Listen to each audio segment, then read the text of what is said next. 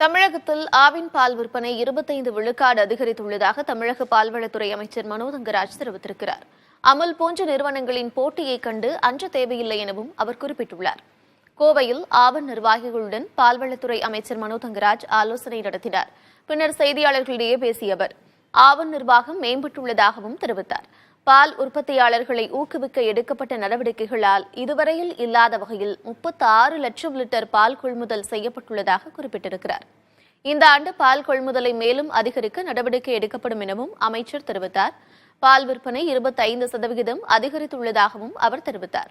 தமிழகத்தில் அமுல் நிறுவனம் நுழைவது விவாதத்திற்கான பொருளே அல்ல என்று கூறிய அமைச்சர் ஆவின் பொருட்களுக்கு போதிய ஆதரவு இருப்பதாக தெரிவித்தார். இந்த குளோபலைசேஷனுக்கு பிறகு ஃப்ரீ மார்க்கெட் வந்தாச்சு.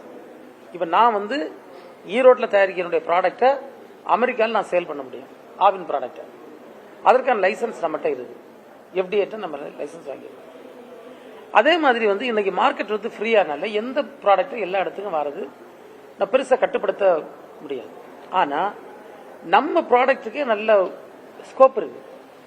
நம்ம ப்ராடக்ட்டுக்கு நல்ல ஸ்கோப் இருக்கு. மக்கள் மத்தியில் வரவேற்பும் இருக்கு. அதனால தான் நான் டே 1லேருந்தே சொல்லிட்டு இருக்கேன், நம்ம இதை பற்றி கவலைப்பட வேண்டிய அவசியமே இல்லை.